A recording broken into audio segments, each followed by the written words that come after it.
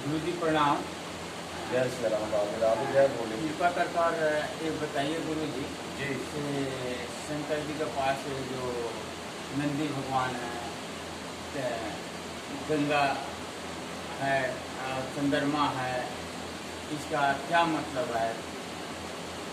बहुत बढ़िया, बहुत अच्छा प्रश्न भक्त का। भक्त विजय आपके सामने ये इनके अंदर ये शंका है कि भोलेनाथ के जटाओं में गंगा और तीसरा नेत्र और चंद्रमा और शेर और नंदी और त्रिशूल, ये सब भोलेनाथ के पास रहते हैं।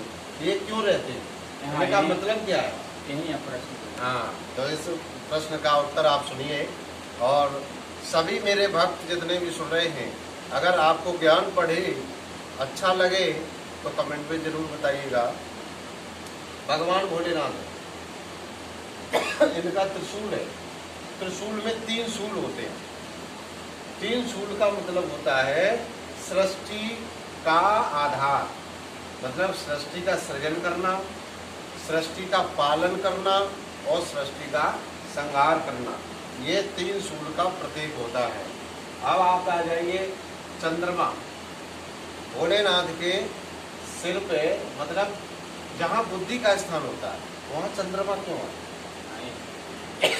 चंद्रमा मन का प्रतीक होता है। भगवान भोलेनाथ ने कहा है कि मन को इस तरह से कंट्रोल में करके रखो जिस तरह से मैंने चंद्रमा को धारण कर रखा है। मन को अपने काबू में इस तरह से रखो जैसे चंद्रमा को मैंने धारण कर रखा है।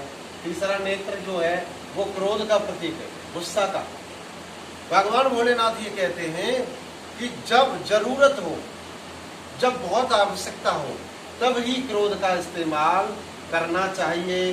तो भगवान भोलेनाथ हमेशा नहीं खोलते थे तीसरा नेत्र। जब बहुत आवश्यकता पड़ती थी, बहुत जरूरत पड़ती थी, तब वो तीसरा नेत्र खोलते थे। इसका मतलब ये है कि इंसान के अंदर क्रोध तो होता है, लेकिन जब उसकी आवश्यकता हो तभी उसको इस्तेमाल करना चाहिए। हमेशा क्रोध को इस्तेमाल नहीं करना चाहिए। हमेशा इंसान को क्रोध में नहीं रहना चाहिए। अब ये देखो, गले में काला नाग है।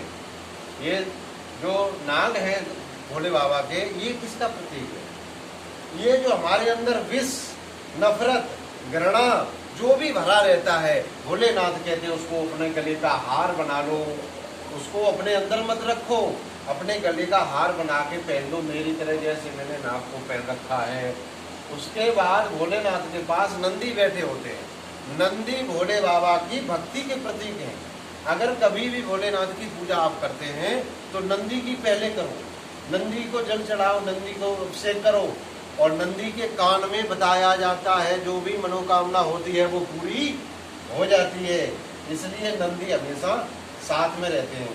अब भोले बाबा को बेलपत्र चढ़ाते हैं, गंगा जल चढ़ाते हैं, धतूरा चढ़ाते हैं, भांग के पत्ते चढ़ाते हैं। ये क्यों चढ़ाते हैं?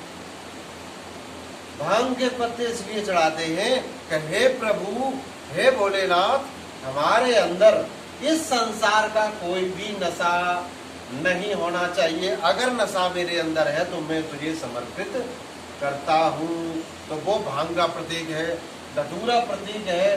कसैली चीज जितनी भी हम इस्तेमाल करते हैं, हे प्रभु मेरे अंदर कसैलापन ना हो, मेरे अंदर तब मीठापन हो, मधुरता हो, इसलिए धतूरे को अर्पण किया जाता है।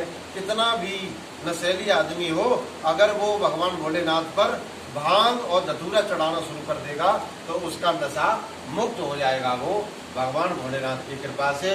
बोलिए उमापति महादेव की जय हो।